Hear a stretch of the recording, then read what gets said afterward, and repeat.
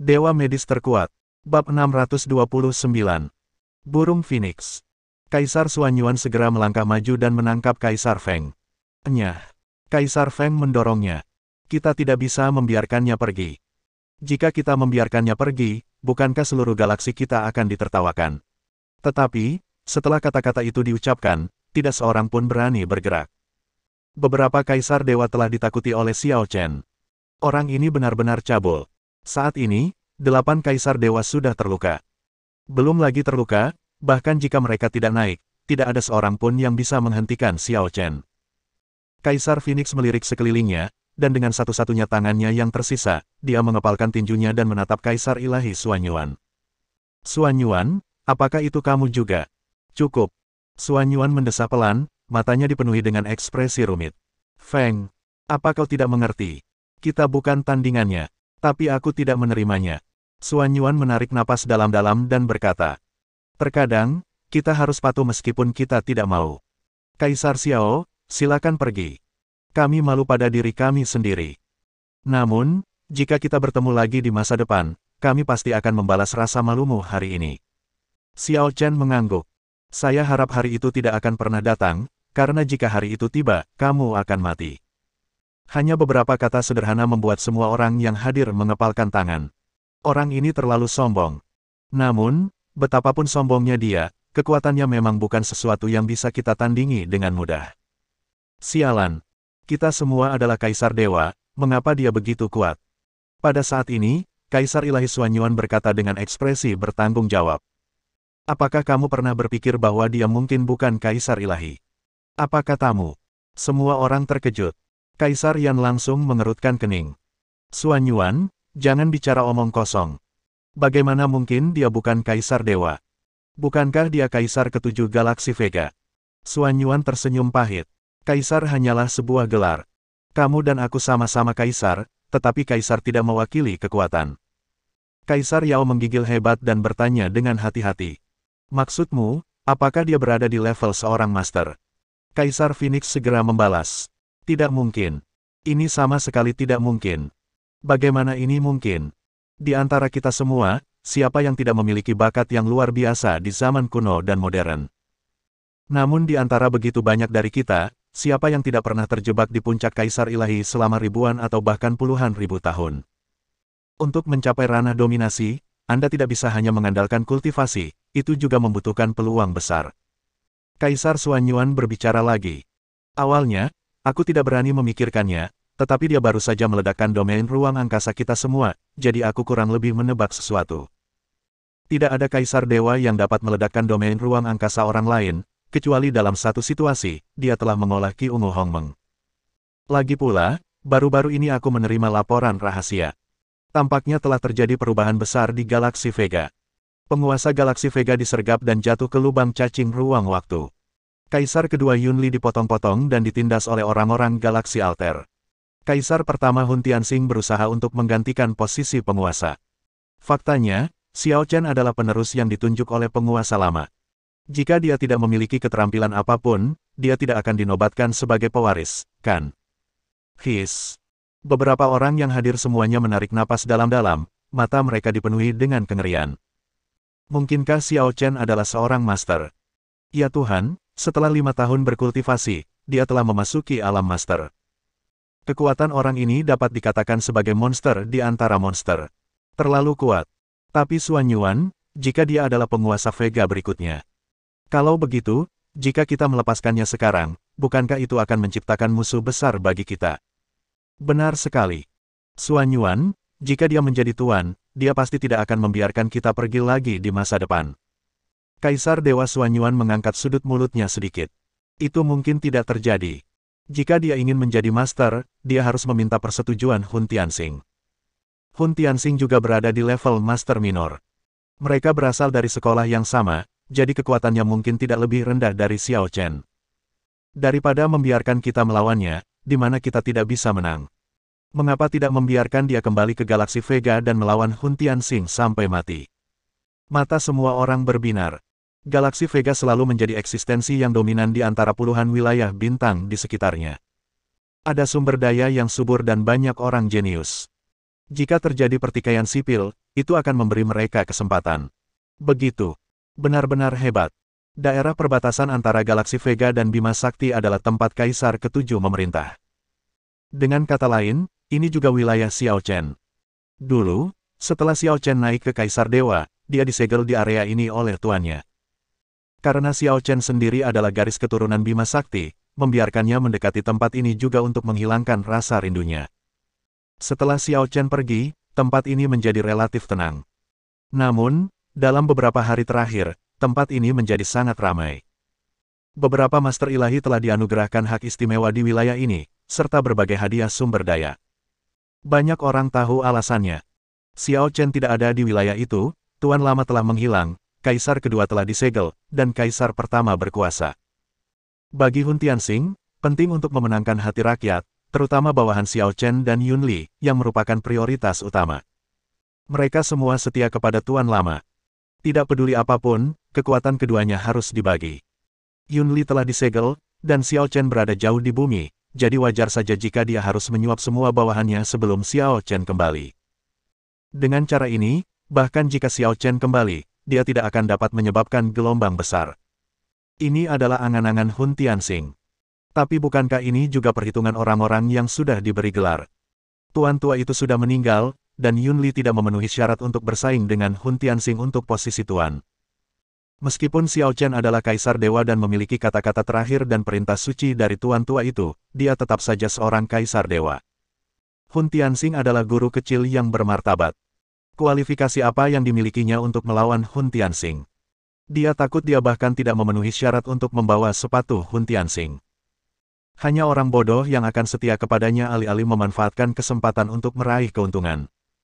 Saat ini, di sebuah planet di wilayah itu, suasananya sangat ramai. Seluruh planet dihiasi dengan cahaya dan warna di mana-mana. Orang-orang penting di planet ini, termasuk para biksu dari ladang bintang di sekitarnya, datang untuk memberi selamat dan memberi selamat. Sepertinya perayaan besar sedang berlangsung di sini. Namun, di tengah kerumunan itu, diam-diam muncul sosok yang tidak cocok. Dia mengenakan jubah putih seputih salju. Meskipun dia tampak tampan, tatapan matanya sangat dingin. Terutama ketika dia melihat pemandangan di depannya, dengan semua lampu dan dekorasi, alisnya dipenuhi amarah.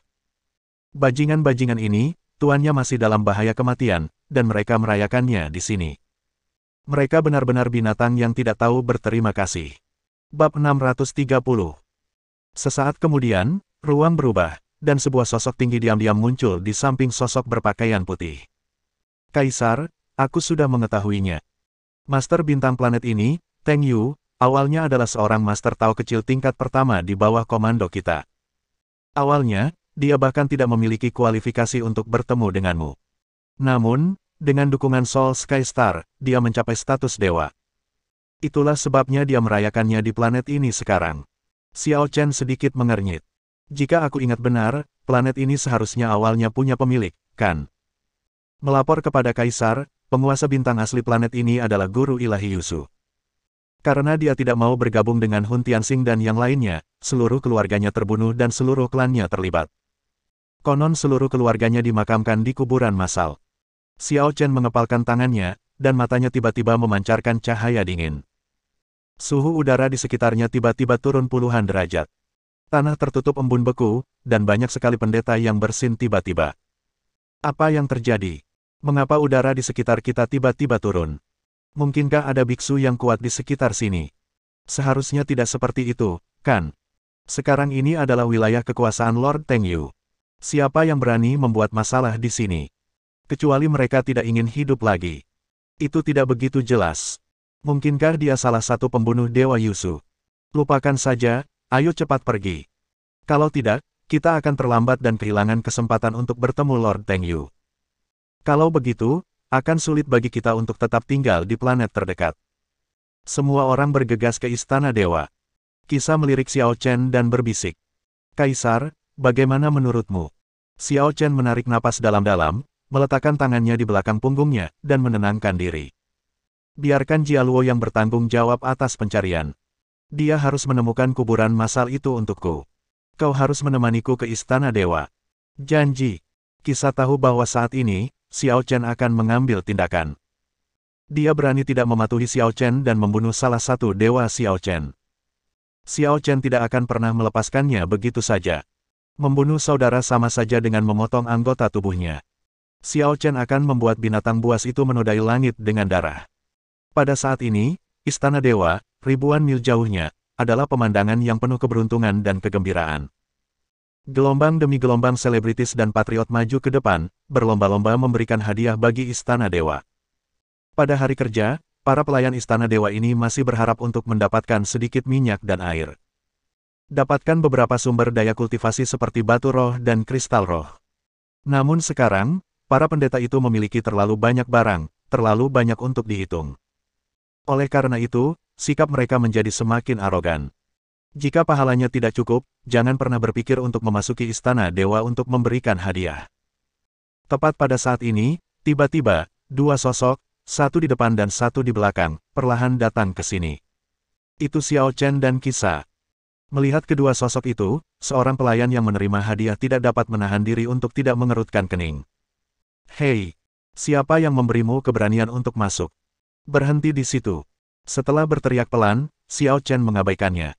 Hal ini membuat pihak lain sedikit marah saat itu juga. Bajingan, kau mencari kematian. Begitu dia selesai berbicara, dia menghentakkan kakinya, dan tubuhnya langsung berubah menjadi bayangan, dengan cepat menghampiri Xiao Chen dan dua orang lainnya. Sialan, apa kalian gila? Aku sudah menyuruh kalian berhenti.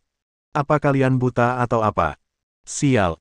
Sebelum dia selesai berbicara, dia sudah meninju, mengarahkannya langsung ke wajah Xiao Chen.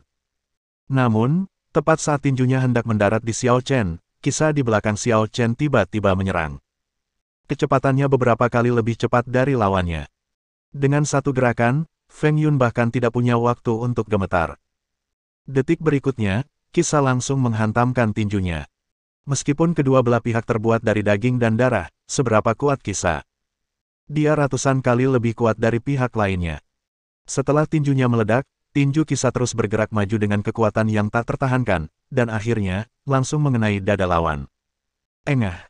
Dengan suara tumpul, semua orang yang hadir tidak dapat menahan diri untuk tidak menarik napas dalam-dalam. His. Apakah dia gila? Beraninya dia membunuh anak buah Teng Yu Shenzun. Gila. Dua orang ini, apa mereka sudah lelah menggali? Lapangan bintang di sekitar sini akan menjadi milik Lord Teng Yu mulai sekarang. Ya Tuhan, dia benar-benar berani melakukan ini. Apakah dia tidak takut Lord Teng Yu akan membunuhnya? Apakah Tuan Teng Yu masih perlu mengambil tindakan? Aku khawatir dia tidak akan mampu bertahan lebih lama lagi. Begitu kata-kata itu terucap, beberapa sosok bergegas keluar dari istana ilahi. Begitu sosok-sosok itu muncul, para tamu di pintu tak kuasa menahan diri untuk segera mundur. Jelaslah bahwa orang-orang ini tidak dapat menahan rasa takut terhadap orang-orang dari istana ilahi Teng Yu. Dapat dilihat bahwa orang-orang dari Teng Yu Shenzun Mansion ini bukanlah orang baik. Setelah sekelompok orang ini keluar, mereka melihat Qisa, yang lengannya menembus dada pelayan Shenzun Mansion, dan langsung berteriak dingin. Bajingan! Siapa yang memberimu keberanian? Beraninya kau membunuh pelayan kami di Shenzun Mansion. Qisa mendengus dingin, dan langsung melepaskan pelayan itu dari lengannya, lalu melemparkan tubuh pelayan itu ke tanah tanpa ampun seperti membuang ikan asin. Aku akan membunuhnya jika aku mau. Apa pendapatmu tentangku? Bajingan! Beraninya kau berbicara seperti itu kepada kami. Kau mau mati. Kau benar, aku memang tidak ingin hidup lagi. Tapi sayangnya, kau belum sempat membunuhku. Setelah berkata demikian, Qisa maju selangkah dan langsung melancarkan pukulan. Meskipun dia tidak menggunakan kekuatan apapun, dia tetaplah dewa yang kuat. Jurusnya sangat kuat. Pria itu bahkan tidak punya waktu untuk bereaksi sedetik pun sebelum Qisa menghantam dadanya dan membuatnya terpental mundur di tempat. Ledakan. Pihak lain dengan kasar mendobrak gerbang rumah dewa. Para pelayan yang tersisa, melihat pemandangan ini, menjadi marah tanpa mengucapkan sepatah kata pun. Binatang, berhentilah bersikap lancang. Mati. Kamu berani membunuh orang-orang dari istana dewa kami, kamu sudah bosan hidup. Beberapa pelayan bergegas datang pada saat yang sama. Semua orang tercengang. Apakah kedua orang ini benar-benar gila? Mereka mati. Dua orang idiot ini. Namun, tepat ketika semua orang mengira Xiao Chen dan Qisa akan mati, Qisa tidak menunjukkan belas kasihan. Dia melangkah maju, dan energi spiritual di tubuhnya membentuk beberapa sinar pedang di sampingnya. Pedang itu menyapu tanpa ampun, dan dalam sekejap, pedang itu langsung membunuh semua lawan. Sebelum para pelayan Istana Dewa sempat bereaksi, mereka semua terpotong menjadi dua bagian dan jatuh ke tanah secara serempak, meninggalkan darah di seluruh tanah. Serangan Kisata terbendung, dan gerbang itu runtuh di tempat dengan suara keras. Bersambung.